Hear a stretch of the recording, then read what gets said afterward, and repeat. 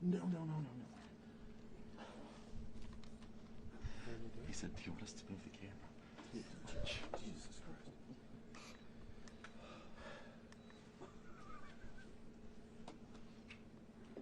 I remember my first day. What's your second cookies? 33 years ago. You get up.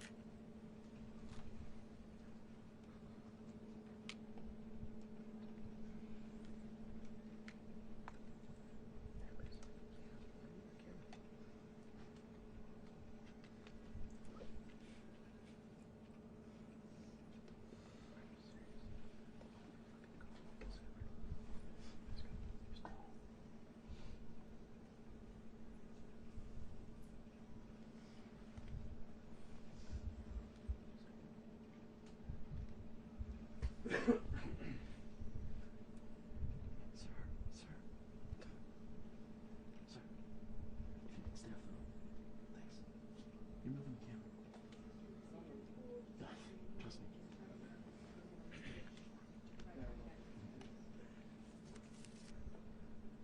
Thanks, Julio. It's primarily an issue for the walkout. Right? The rope is pushing into it. Thank you. Thank you. Thanks, Julio.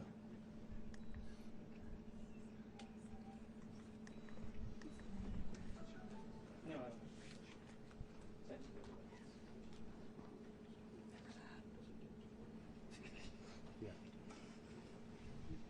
That's 6:20.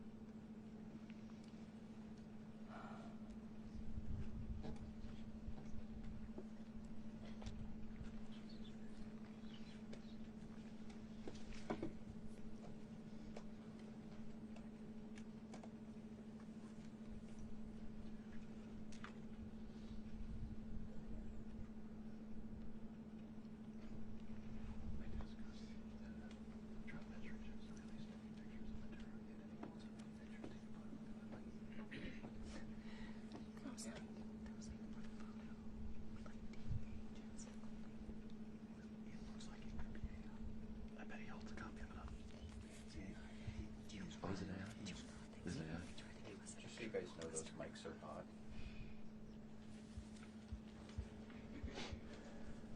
Turn them off.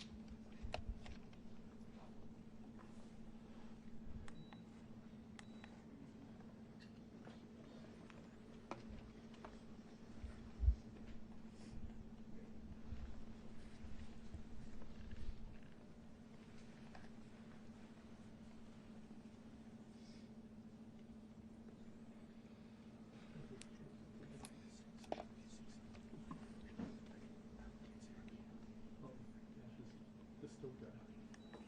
Peter. Yep. No, one of the still guys keeps popping in your shot. Yeah. They see it on the. Have to watch on it.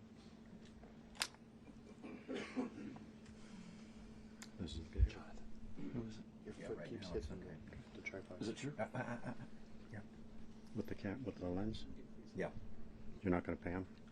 I will, but not right Okay. now. Not until he's come. Okay. Peter, which direction should I move my feet? To my right? To your right. Yeah. Is that better? Cool. Yeah. Again, it's in the shot. Okay. Yeah, just let me know. Just trying to figure it out. How about down here? Yeah. I mean, that's fine. That's fine. Okay. Like that's okay? Yeah.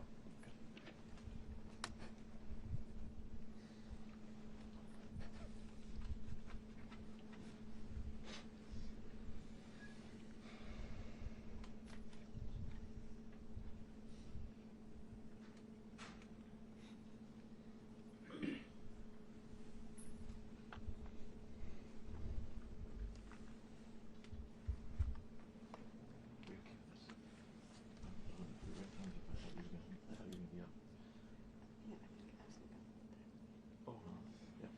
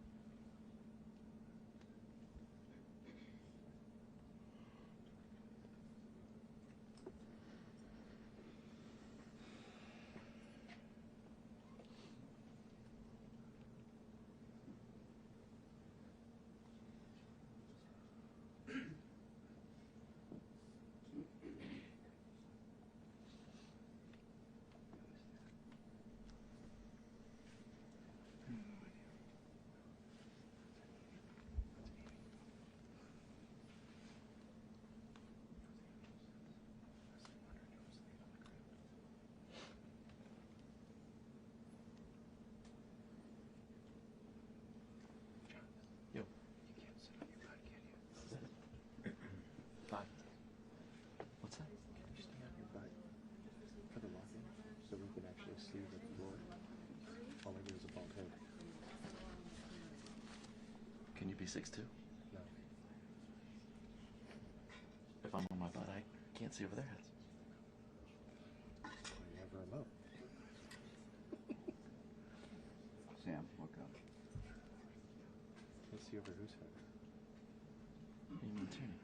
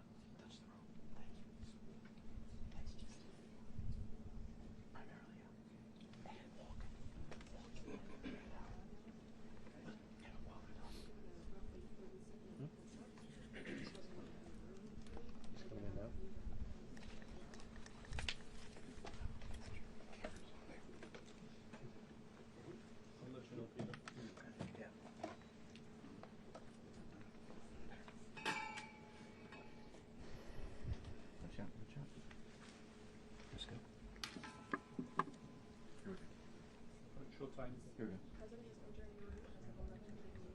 Here it comes. Hello, everybody. Mr. President? Good morning. Okay, thank you very much. This is big stuff. We appreciate you being here. Late last night and early today, at my direction, the United States Armed Forces conducted an extraordinary military operation in the capital of Venezuela. Overwhelming American military power, air, land, and sea, was used to launch a spectacular assault. And it was an assault like people have not seen since World War II.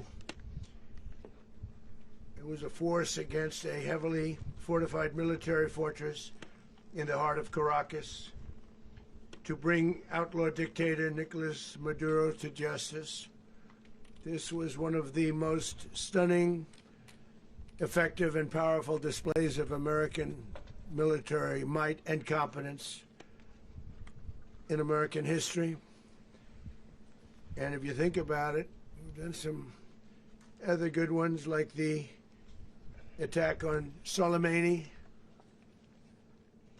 the attack on al-Baghdadi, and the obliteration and decimation of the Iran nuclear sites just recently in an operation known as Midnight Hammer.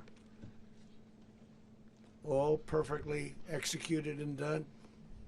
No nation in the world could achieve what America achieved yesterday, or frankly in just a short period of time. All Venezuelan military capacities were rendered powerless as the men and women of our military, working with U.S. law enforcement, successfully captured Maduro in the dead of night. It was dark. The lights of Caracas were largely turned off due to a certain expertise that we have. It was dark and it was deadly. But captured along with his wife, Celia Flores, both of whom now face American justice. Maduro and Flores have been indicted in the Southern District of New York, it's Jay Clayton, for their campaign of deadly narco-terrorism against the United States and its citizens. I want to thank the men and women of our military who achieved such an extraordinary success overnight with breathtaking speed, power, precision, and competence. You rarely see anything like it. You've seen some raids in this country that didn't go so well. They were an embarrassment. If you look back to Afghanistan, or if you look back to the Jimmy Carter days, they were different days. We're a respected country again, maybe like never before. These highly trained warriors, operating in collaboration with U.S. law enforcement, caught them in a very ready position. They were waiting for us. They knew we had many ships out in the sea. We were just sort of waiting. They knew we were coming. So they were in a ready, what's called a ready position. But they were completely overwhelmed and very quickly incapacitated. If you would have seen what I saw last night, you would have been very impressed. I'm not sure that you'll ever get to see it, but it was an incredible thing to see. Not a single American service member was killed, and not a single piece of American equipment was lost. We had many helicopters, many planes, many people involved in that fight. But think of that, not one piece of military equipment was lost, not one service member was, more importantly, killed. The United States military is the strongest and most fearsome military on the planet by far, with capabilities and skills our enemies can scarcely begin to imagine. We have the best equipment anywhere in the world. There's no equipment like what we have, and you see that even if you just look at the boats. You know, we've knocked out 97% of the drugs coming in by sea. 90%. Each boat kills 25, on average, 25,000 people. We knocked out 97%. And those drugs mostly come from a place called Venezuela. We're going to run the country until such time as we can do a safe, proper, and judicious transition. So we don't want to be involved with having somebody else get in, and we have the same situation that we had for the last long period of years. So we are going to run the country until such time as we can do a safe, proper, and judicious transition. And it has to be judicious, because that's what we're all about. We want peace, liberty, and justice for the great people of Venezuela, and that includes many from Venezuela that are now living in the United States and want to go back to their country. It's their homeland. We can't take a chance that somebody else takes over Venezuela that doesn't have the good of the Venezuelan people in mind. We've had decades of that. We're not going to let that happen. We're there now, and what people don't understand, but they understand as I say this, we're there now, but we're going to stay until such time as the proper transition can take place. So we're going to stay until such time as, we're going to run it essentially until such time as a proper transition can take place. As everyone knows, the oil business in Venezuela has been a bust, a total bust, for a long period of time. They were pumping almost nothing by comparison to what they could have been pumping and what could have taken place. We're going to have our very large United States oil companies, the biggest anywhere in the world, go in, spend billions of dollars, fix the badly broken infrastructure, the oil infrastructure, and start making money for the country.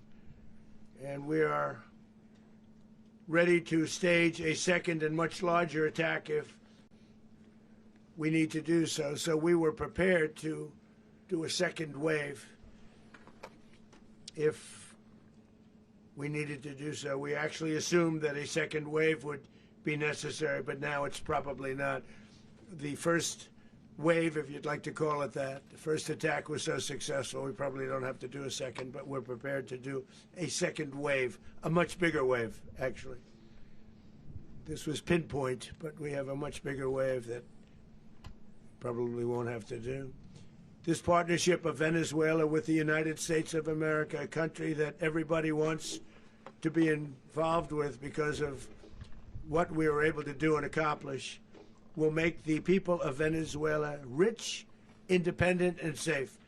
And it will also make the many, many people from Venezuela that are living in the United States extremely happy. They suffered. They suffered. So much was taken from them. They're not going to suffer anymore. The illegitimate dictator Maduro was the kingpin of a vast criminal network responsible for trafficking colossal amounts of deadly and illicit drugs into the United States.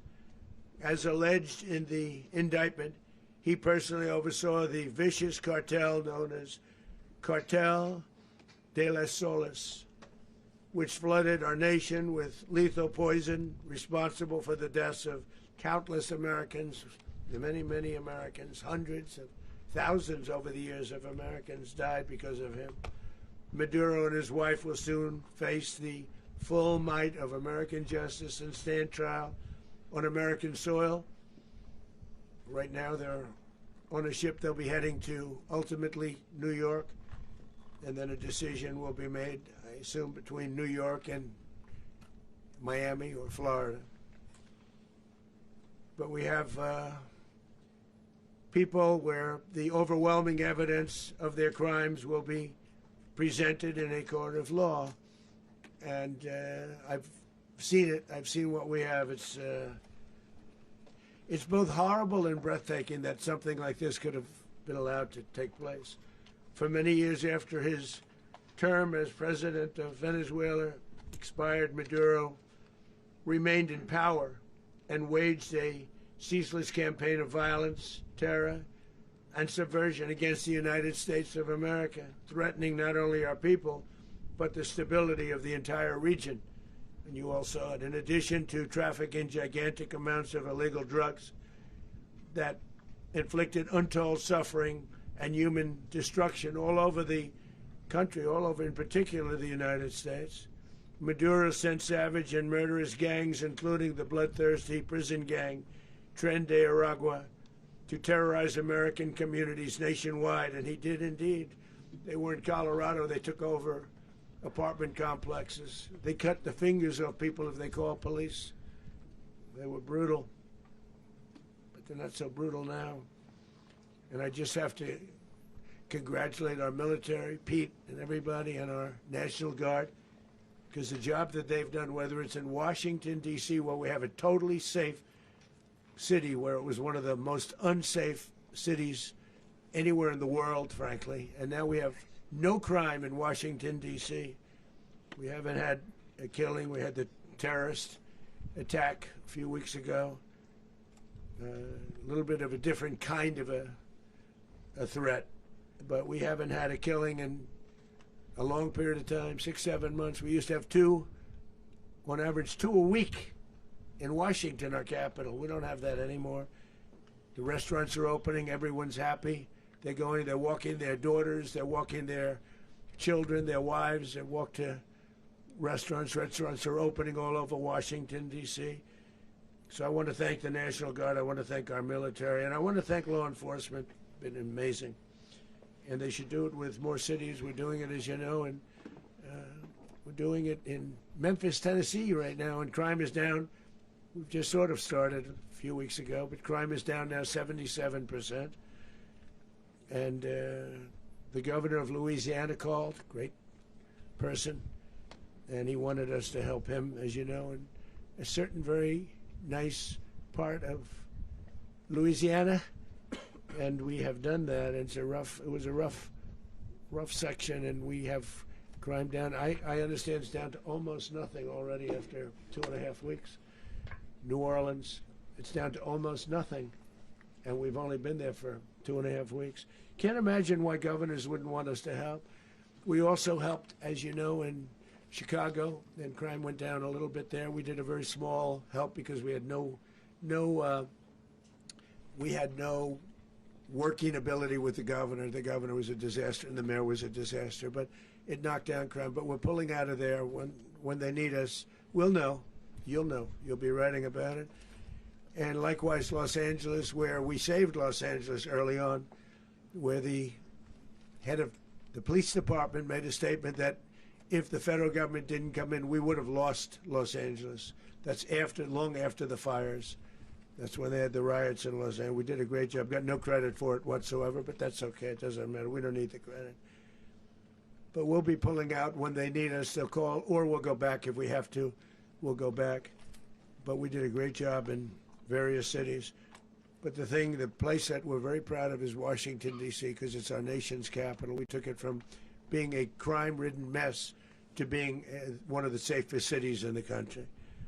But the gangs that they sent raped, tortured, and murdered American women and children. They were in all of the cities I mentioned, Tren de Aragua. And they were sent by Maduro to terrorize our people, and now Maduro will never again be able to threaten an American citizen or anybody from Venezuela. There will no longer be threats.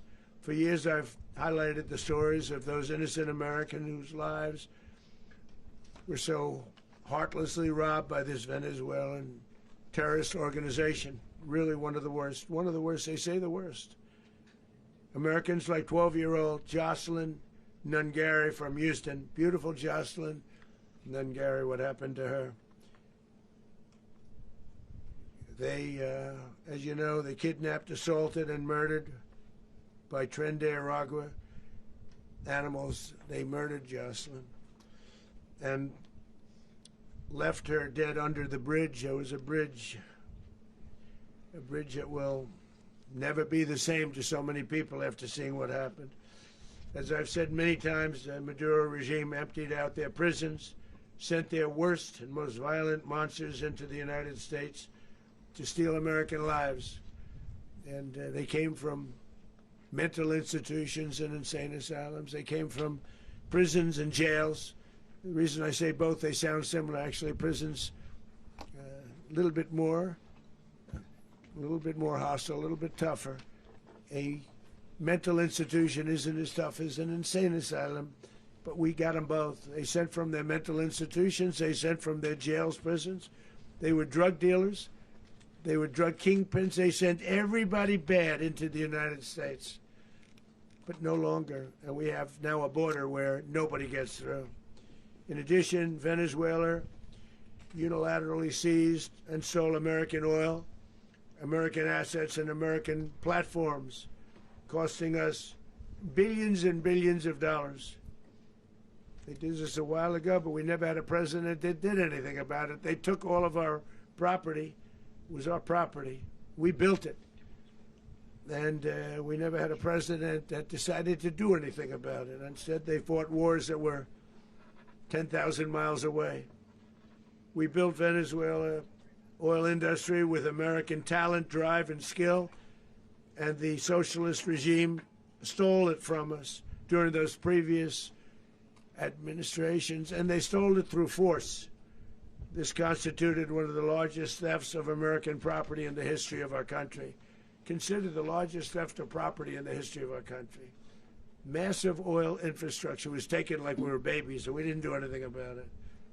I would have done something about it. America will never allow foreign powers to rob our people or drive us back into and out of our own hemisphere. That's what they did. Furthermore, under the now deposed dictator Maduro, Venezuela was increasingly hosting foreign adversaries in our region and acquiring menacing offensive weapons that could threaten U.S. interests and lives. And they used those weapons last night. Potentially in league with the cartels operating along our border. All of these actions were in gross violation of the core principles of American foreign policy, dating back more than 2 centuries. And not anymore. All the way back, it dated to the Monroe Doctrines. And the Monroe Doctrine is a big deal. But we've superseded it by a lot. By a real lot. They now call it the Monroe Document. I don't know. It's Monroe Doctrine. We sort of forgot about it. It was very important, but we forgot about it. We don't forget about it anymore. Under our new national security strategy, American dominance in the Western Hemisphere will never be questioned again. Won't happen. So just in concluding, for decades, other administrations have neglected or even contributed to these growing security threats in the Western Hemisphere. Under the Trump administration, we are reasserting American power in a very powerful way in our home region. And our home region is very different than it was just a short while ago. The future will be, and we did this in my first term. We had great dominance in my first term, and we have far greater dominance right now. Everyone's coming back to us. The future will be determined by the ability to protect commerce and territory and resources that are core to national security. These are core to our national security. Just like tariffs are, they've made our country rich, and they've made our national security stronger than ever before. But these are the iron laws that have always determined global power. And we're going to keep it that way. We will secure our borders. We will stop the terrorists. We will crash the cartels, and we will defend our citizens against all threats, foreign and domestic. Other presidents may have lacked the courage or whatever to defend America, but I will never allow terrorists and criminals to operate with impunity against the United States. This extremely successful operation should serve as warning to anyone who would threaten American sovereignty or endanger American lives. Very importantly, the embargo on all Venezuelan oil remains in full effect. The American Armada remains poised in position, and the United States retains all military options until United States demands have been fully met and fully satisfied. All political and military figures in Venezuela should understand what happened to Maduro can happen to them, and it will happen to them if they aren't just, fair, even to their people. The dictator and terrorist, Maduro, is finally gone in Venezuela. People are free. They're free again. It's been a long time for them, but they're free. America is a safer nation. This morning, it's a prouder nation this morning because it didn't allow this horrible person and this country that was doing very bad things to us. It didn't allow it to happen. And the Western Hemisphere is right now a much safer place to be. So I want to thank everybody for being here. I want to thank General Raisin Kane. He's a fantastic man. I've worked with a lot of generals. I worked with some I didn't like. I worked with some I didn't respect. I worked with some that just weren't good.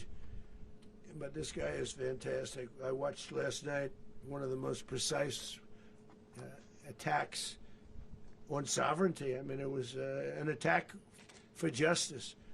And I'm very proud of him, and I'm very proud of our Secretary of War, Pete Hegseth, who I'm going to ask to say a few words.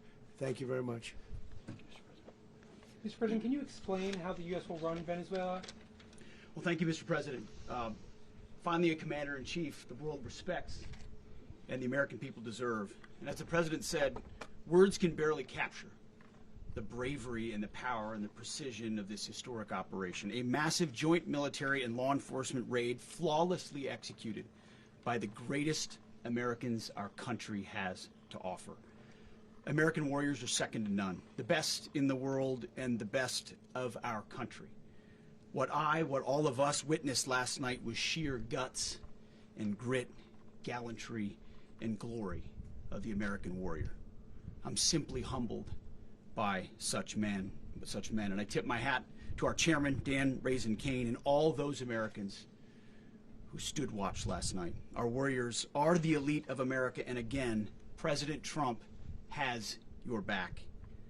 No other country on planet Earth, and it's not even close, could pull this kind of operation off. And no other president has ever shown this kind of leadership, courage, and resolve. The most powerful combination the world has ever seen.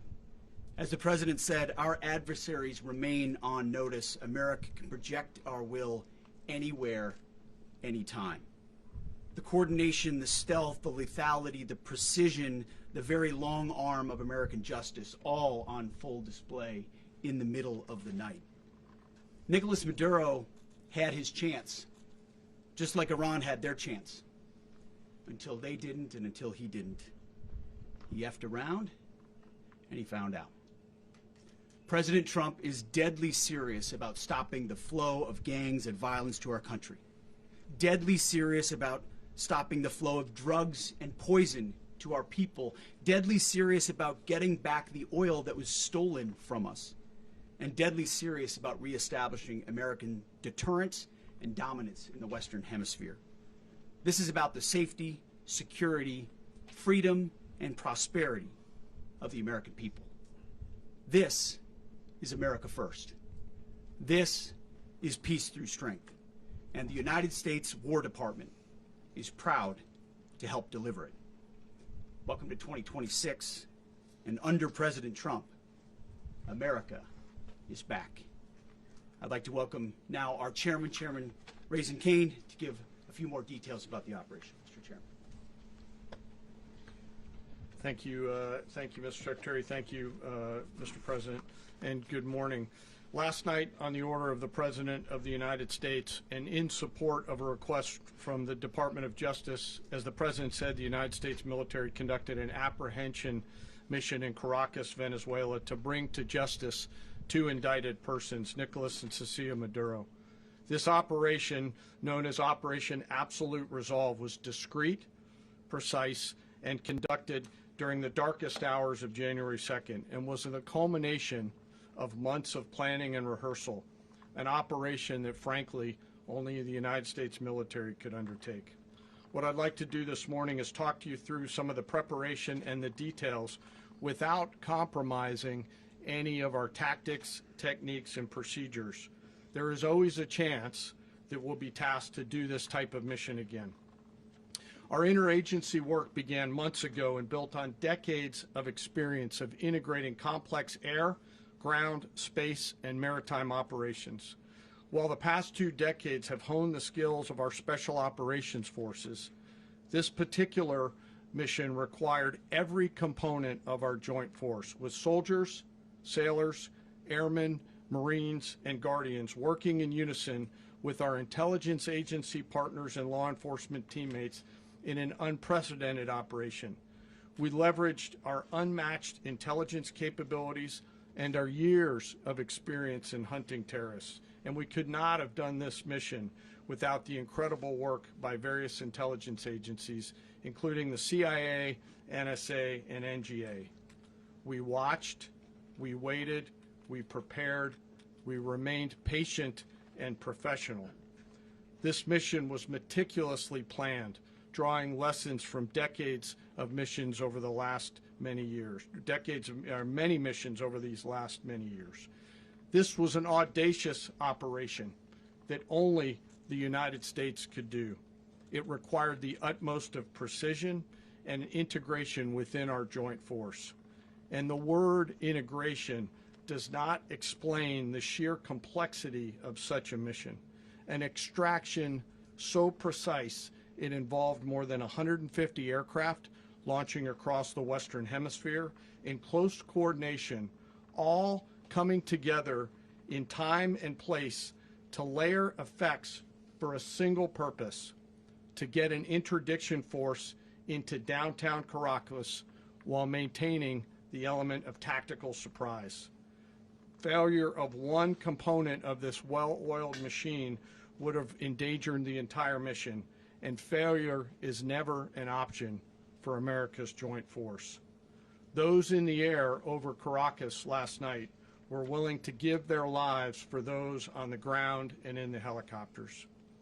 Let me talk a little bit about the preparation. After months of work by our intelligence teammates to find Maduro and understand how he moved, where he lived, where he traveled, what he ate, what he wore, what were his pets, in early December, our force was set pending a series of aligned events. Key was choosing the right day to minimize the potential for civilian harm and maximize the element of surprise, and minimize the harm to the indicted personnel, so as the President said, they could be brought to justice. And as the President said earlier today, weather in Venezuela is always a factor this time of the year. And over the weeks through Christmas and New Year's, the men and women of the United States military sat ready, patiently waiting for the right triggers to be met and the President to order us into action.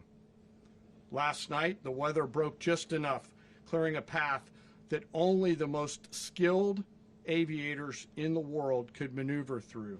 Ocean, mountain, low cloud ceilings, but when tasked with a mission, this organization does not quit. At 10:46 p.m. Eastern Time last night, the President ordered the United States military to move forward with this mission. He said to us, and we appreciate it, Mr. President, good luck and Godspeed. And those words were transmitted to the entire joint force. Over the course of the night, aircraft began launching from 20 different bases on land and sea across the Western Hemisphere. In total, more than 150 aircraft, bombers, fighters, intelligence, reconnaissance, surveillance, rotary wing were in the air last night.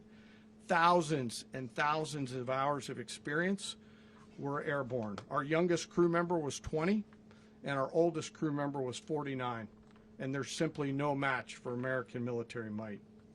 As the night began, the helicopters took off with the extraction force, which included law enforcement officers, and began their flight into Venezuela at 100 feet above the water. As they approached Venezuelan shores, the United States began layering different effects provided by Spacecom, Cybercom, and other members of the interagency to create a pathway.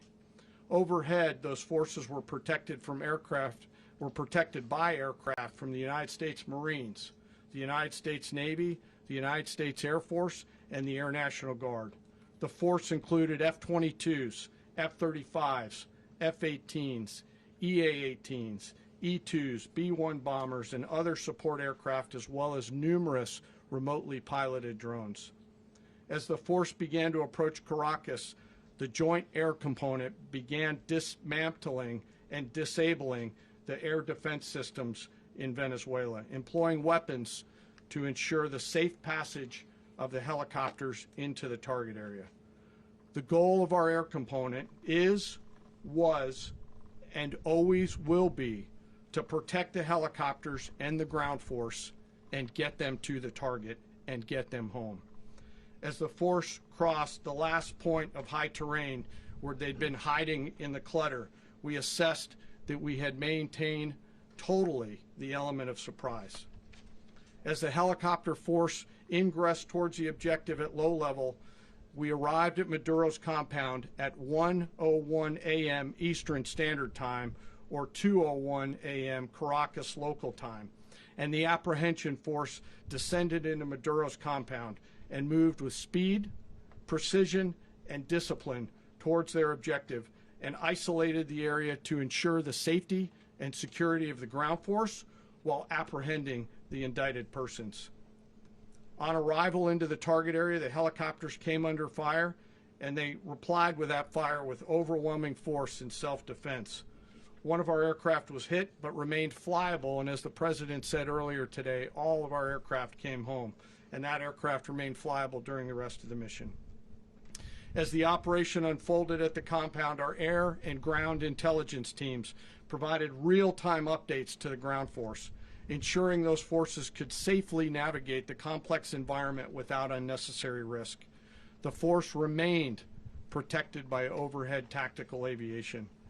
Maduro and his wife, both indicted, gave up and were taken into custody by the Department of Justice, assisted by our incredible U.S. military with professionalism and precision, with no loss of U.S. life. After securing the indicted persons, the force began to prep for departure. Helicopters were called in to exfiltrate the extraction force, while fighter aircraft and remotely piloted aircraft provided overhead coverage and suppressive fire. There were multiple self-defense engagements as the force began to withdraw out of Venezuela. The force successfully exfiltrated and returned to their afloat launch bases, and the force was over the water at 3:29 a.m. Eastern Standard Time with indicted persons on board.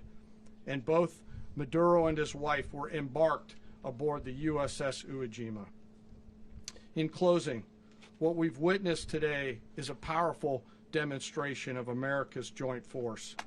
We think, we develop, we train, we rehearse, we debrief, we rehearse again and again, not to get it right, but to ensure that we cannot get it wrong.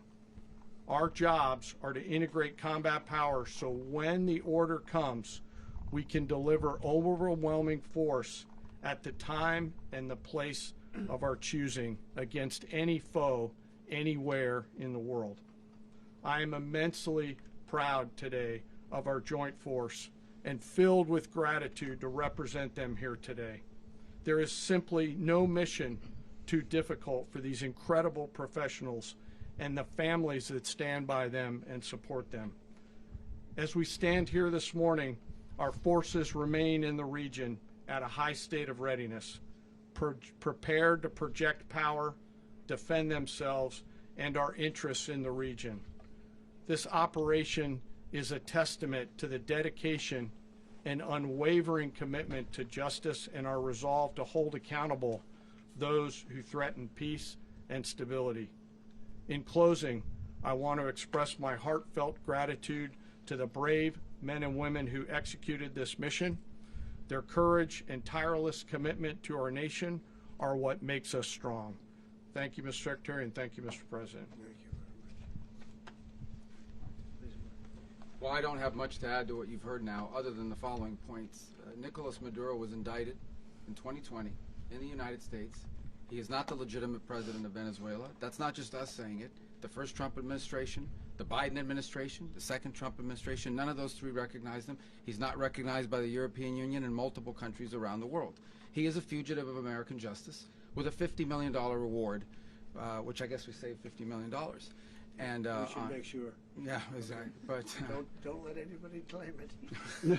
Nobody deserves it but us. But I want to be clear about one thing. Nicolas Maduro had multiple opportunities to avoid this. He was provided multiple very, very, very generous offers and chose instead to act like a wild man, chose instead to play around. And the result is what we saw tonight.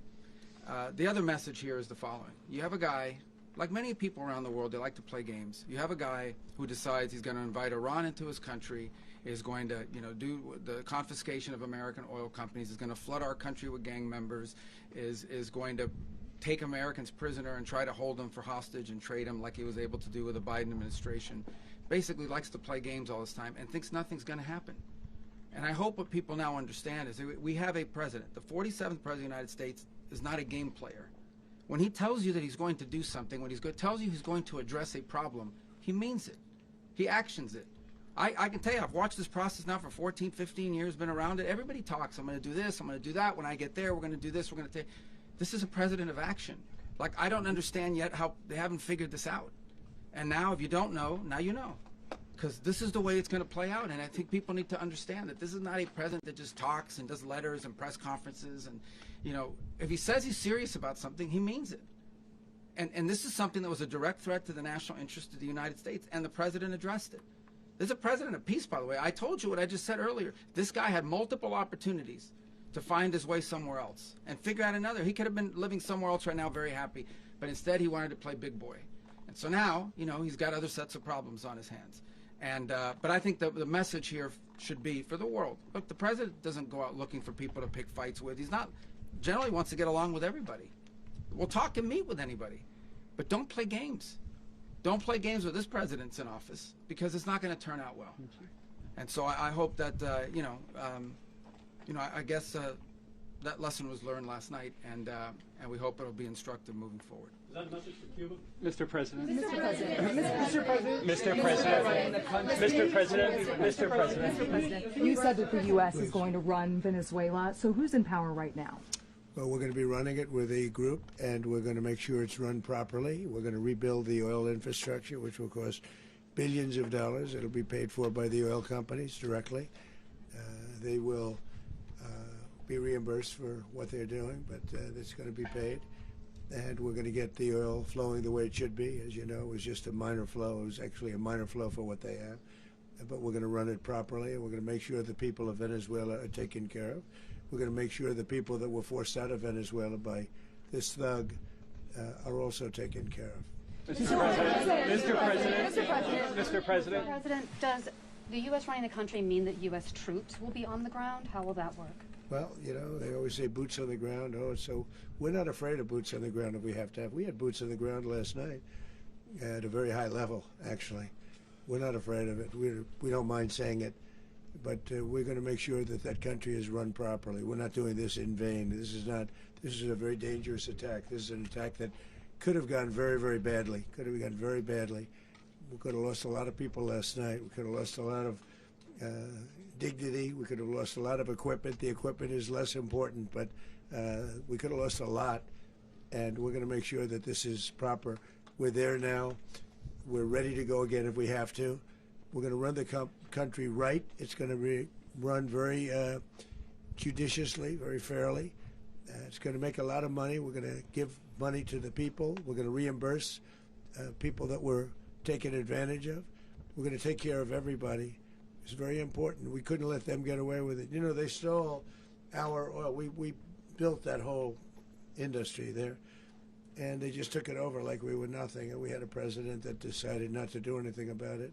So we did something about it. We're late, but we did something about it. Yeah, please. Mr. President, can you explain the exact mechanism by which you're going to run the country? Are you going to designate a U.S. official to coordinate? It's Can you all just being unpack that? done right now. We're designating people. We're talking to Who people. We're specifically? designating various people, and we're going to let you know who those people are. Mr. President. What's the group you mentioned that would run Venezuela? Well, it's largely going to be, for a period of time, the people that are standing right behind me. We're going to be running it. We're going to be bringing it back. It's a dead, I talk about a dead country. A year and a half ago, we were a dead country. Now we're the hottest country anywhere in the world. We're a country doing better than any country anywhere in the world. And it required leadership. Venezuela has a lot of bad people in there, a lot of bad people that shouldn't be leading. We're not going to take a chance that one of those people take over for Maduro. So you can look at, and others, we have fantastic people, including people in the military. So we're going to have a group of people running it until such time as it can be put back on track, make a lot of money for the people, and give people a great way of life, and also reimbursement for people in our country that were forced out of Venezuela. Mr. President. Rubio would be. You said earlier today that you weren't going to back Machado to come back and be the opposition leader in your Fox and Friends interview. And then you also mentioned the vice president of Venezuela. Are you going to work with the vice president of Venezuela, or how do you foresee the relationship Well, going? I understand she was just sworn in, but she was, as you know, picked by Maduro. So Marco's working on that directly. He just had a conversation with her, and she's essentially willing to do what we think is necessary to make Venezuela great again. Very simple. Mr. President, Colombian President Gustavo Petro, a couple weeks ago, he said he's got to watch his ass. And today, he said he's not concerned about anything happening to him in the aftermath of this operation. So, just what your message is Well, about he that. has cocaine mills. He has factories where he makes cocaine. And yeah, I think I stick by my first statement. He's making cocaine. They're sending it into the United States. So he does have to watch his ass. Mr. President. Did you notify any members of Congress in advance? Marco, do you want to talk about that? Because you were involved in it. Sure. We call members of Congress immediately after. This was not the kind of mission that you can do congressional notification on. It was a trigger-based mission in which conditions had to be met night after night. We watched and monitored that for a number of days. So it's just simply not the kind of mission you can call people and say, hey, we may do this at some point in the next 15 days. But it's largely a law enforcement function. Remember, at the end of the day, at its core, this was an arrest of 2 indicted fugitives of American justice, and the Department of War supported the Department of Justice in that job. Now, there are broader policy implications here, but it's just not the kind of mission that you can pre-notify because it endangers the mission. Mr. President, If I could add one thing to that, Congress has a tendency to leak. This would not be good. If they leaked, General, I think it would have been maybe a very different result. But I have to say, they knew we were coming at some point, We had a lot of ships out there. They sort of knew we were coming. Mr. President. But Congress will leak, and we don't want leakage. Mr. President. you were one of the only people to watch this all play out live. What was Maduro doing when the U.S. forces entered what I assume would be his home? And also, was there any point where the U.S. was considering if Maduro pushed back or resisted killing Maduro? It could have happened. It could have happened. He was trying to get into a safe place. You know what a safe place is, all steel. And he wasn't able to make it to the door because our guys were so fast. They went through the opposition so fast. And there was a lot of opposition. People were wondering, do we get them by surprise? Sort of surprised, but they were waiting for something. It was a lot of opposition. There was a lot of gunfire. You saw some of it today. But he was trying to get to a safe place, which wasn't safe because we would have had the door blown up in about 47 seconds, they say on average, regardless of how thick the steel was. It was a very thick door. It was a very heavy door, but he was unable to get to that door. He made it to the door. He was unable to close it. So where is Maduro going to be? Go ahead, finish. Where is Maduro going to be in the time being right now? Do you know his exact Well, whereabouts? ultimately, in the near future, he's going to be brought to New York. And where is he going to be held? Where is he going to be held in New York? Do you know? That's going to be up to the officials that do these things. Mr. President, the U.S. has something of a mixed track record of ousting dictators without necessarily a plan for what comes afterwards. Not with Did me, that though. weigh on your decision Well, that's making? when we had different presidents, but with me, that's not true. With me, we've had a perfect track record of winning. We win a lot, and we win. If you look at Soleimani, you look at al-Baghdadi, you look at the Midnight Hammer. Midnight Hammer was incredible. Right now, you wouldn't have peace in the Middle East. We have essentially peace in the Middle East because of that. If we weren't successful with Midnight Hammer, you wouldn't have peace in the Middle East. So, with me, you've had a lot of victory. You've had only victories. You've had no losses. Yeah. Mr. President, can you? How long do you expect the U.S. to run Venezuela, and how soon do you want the Venezuelan people to hold elections? So I'd like to do it quickly, but it takes a period of time. You know, we're rebuilding. We have to rebuild their whole infrastructure. The infrastructure is rotted. It's actually very dangerous. It's blow-up territory. Oil is very dangerous. It's a very dangerous thing to take out of the ground. It can kill a lot of people. It has killed a lot of people doing just that. The infrastructure is old. It's rotted. Much of it is stuff that we put there 25 years ago, and we're going to be replacing it. And we're going to take a lot of money out so that we can take care of the country. Are you saying that Secretary Rubio and Mr. President, China, Russia, and Iran have interests in Venezuela. How does this operation affect your relationships with them when it comes to the oil and drugs? In terms of China and Russia, Russia when we get things straightened out.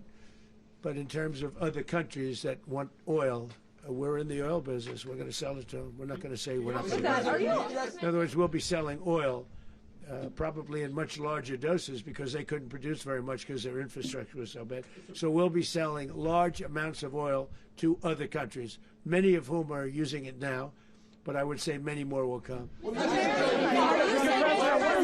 Are you saying that, Mr. President, are you saying that? Mr. President, thank you. What is your message to the people of Venezuela today? Of course, the civilian population specifically, they have a lot of questions. What is your message to the people of Venezuela? That you're going to have peace, justice. You're going to have some of the riches that you should have had for a long period of time. It was stolen from you. But you're going to have peace and you're going to have safety. You're going to have justice. You're going to have a country. You're going to have a real country. You're going to have potentially a great country. You know, if you go back 20 years, maybe even a little longer ago, that was a great country. And they destroyed it. Remember I said that if we lose this election, the United States will be Venezuela on steroids. That's what would have happened. Had we lost the election, the 2024 election, we suffered so badly. When you look at the border from 2020, what they did, what Joe Biden administration did to our country should never be forgotten. But if we had to go through another year of that, we would be exactly where Venezuela was in terms. I used to say, if they win, we're going to be Venezuela on steroids, and that's what would have happened. President, thank you. Are you saying that Secretary Hegseth and Rubio are going to be running Venezuela, and will you be sending in U.S. military troops to provide? They're going to be a team that's working with the people of Venezuela to make sure that we have Venezuela right. Because for us to just leave, who's going to take over? I mean, there is nobody to take over. You have a vice president who's been appointed by Maduro. And right now she's the vice president, and she's, I guess, the president. She was sworn as president just a little while ago. She had a long conversation with Marco, and she said, we'll do whatever you need. I think she was quite gracious, but she really doesn't have a choice. We're going to have this done right. We're not going to just do this with Maduro, then leave like everybody else, leave and say, let it go to hell. If we just left, it has zero chance of ever coming back. We'll run it properly. We'll run it professionally. We'll have the greatest oil companies in the world go in and invest billions and billions of dollars and take out money, use that money in Venezuela. And the biggest beneficiary are going to be the people of Venezuela. And also, I can't stress this strongly enough, the people that got thrown out of Venezuela that are now in the United States, and frankly, some want to stay, and some probably want to go back. Yeah. So, Mr. President, what is being done to protect Americans in the country, and were any of the detained Americans Well, right now they're very last protected night? because nobody's going to mess with us. They're very protected. The people of, and we let them know that you better not touch one of them. Are you concerned that bad elements of the Maduro regime will remain in place? Well, we know who they are. We're on them, and they're acting much differently now than they would have acted 2 days ago. And what can you okay, say wait, about behind you, please. Mr. President, why is running a country in South America America first? Well, I think it is because we want to surround ourselves with good neighbors. We want to surround ourselves with stability. We want to surround ourselves with energy. We have tremendous energy in that country. It's very important that we protect it. We need that for ourselves. We need that for the world. and we want to make sure we can protect it. Mr. President, on oil? Yes, sir. Please go ahead. Yeah, is there a message here for Cuba and Diaz-Canel? Well, Cuba's an interesting case. Cuba is, not doing very well right now. That system has not been a very good one for Cuba. The people there have suffered for many, many years. And I think Cuba is going to be something we'll end up talking about, because Cuba is a failing nation right now, very badly failing nation. And we want to help the people. It's very similar in the sense that we want to help the people in Cuba, but we want to also help the people that were forced out of Cuba and living in this country. Do you want to say something about that, Marco, please? Well, I mean, I just gave you a statement a few minutes ago about, when the president speaks, you should take him seriously. So suffice it to say, Cuba is a disaster.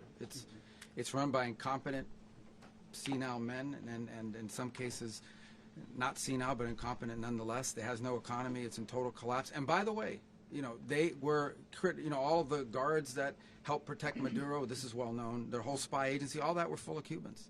I mean, it's amazing. This poor island took over Venezuela in some cases. One of the biggest problems that Venezuelans have is they have to declare independence from Cuba. They tried to basically colonize it from a security standpoint. So, yeah, look, if I lived in Havana and I was in the government, I'd be concerned, at least a little bit. Are you cutting off the oil flow to Cuba from Venezuela? Well, the president already announced a week ago that anything that's sanctioned, it's sanctioned oil, it's not going to be allowed to get there. So that's an The answer is yes. Mr. President, Yes. is the U.S. aware of the location of opposition leader Machado, and have you been in contact with her? No, we haven't. No, we haven't. Mr. President, on Monday. Oh, I think it would be very tough for her to be the leader. She doesn't have the support within, or the respect within the country. She's a very nice woman, but she doesn't have the respect. Mr. President, is it possible that the U.S. ends up administrating Venezuela for years? Well, it won't cost us anything because the money coming out of the ground is very substantial, so it's not going to cost us anything. So the U.S. isn't going to dedicate any money to... Well, we want safety there. We want to be surrounded by countries that aren't housing all of our enemies all over the world. That's what was happening, and you don't want to have that. But we're going to be rebuilding, and we're not spending money. The oil companies are going to go in. They're going to spend money. We're going to take back the oil that, frankly, we should have taken back a long time ago. A lot of money is coming out of the ground. We're going to get reimbursed for all of that. We're going to get reimbursed for everything that we spend. So it's going to be a very important. This is a very big evening that took place last night. We have to be surrounded by safe, secure countries, and we also have to have energy. Very important. We have to have energy that's real energy, not where they're getting 4% and 5% of the energy out of the ground.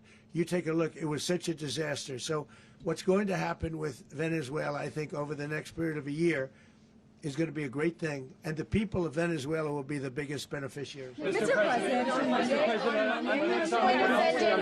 U.S. military. Mr. President, thank you. What did you last speak to Maduro about when you spoke? And is the Well, US I don't want to at get war into with the Venezuela? conversations, but I did have conversations with him, and I said,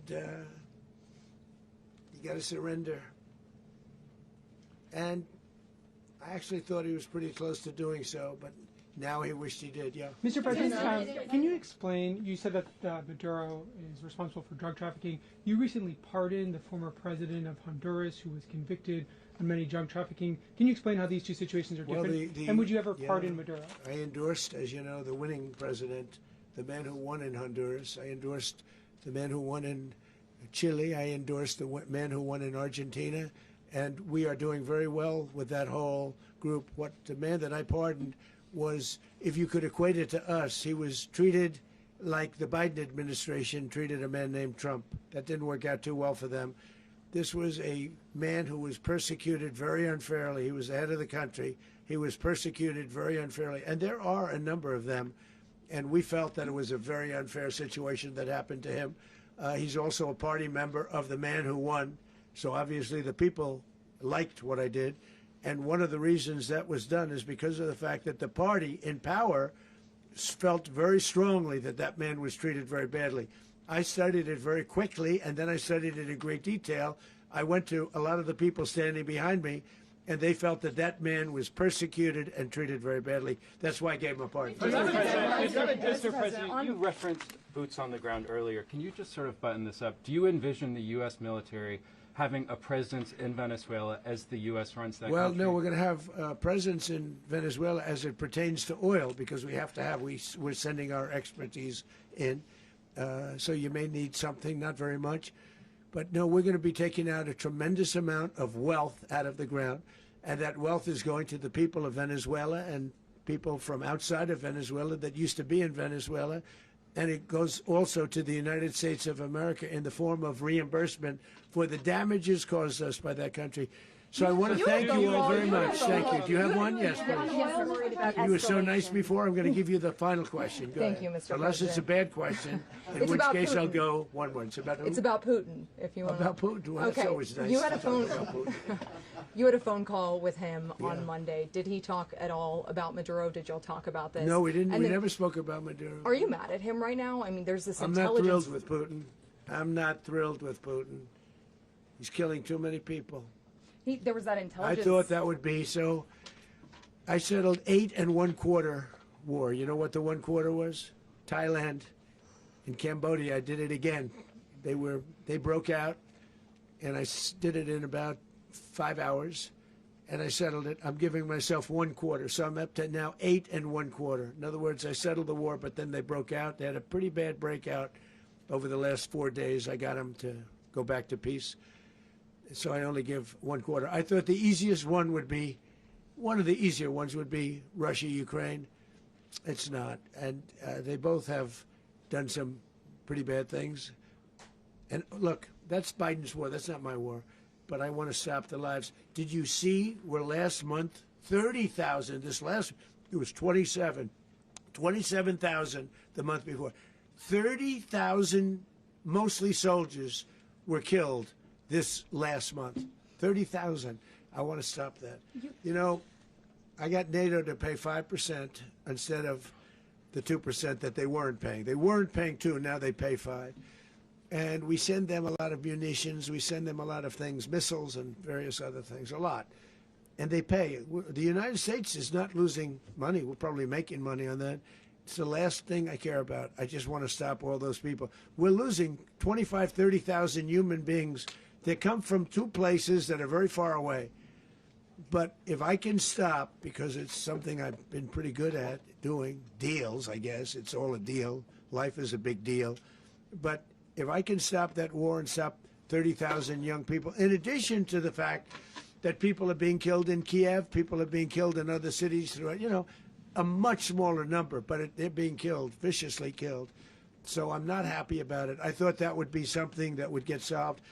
We have Mr. Witkoff here. I think that we're making progress, but that's a war that should have never happened. If I were president, it would have never happened. Putin says it. Everybody says it. If I were president, that would have never happened. But told me that I inherited that war. That was Joe Biden, Zelensky, and Putin. I came into the situation, and it's a mess.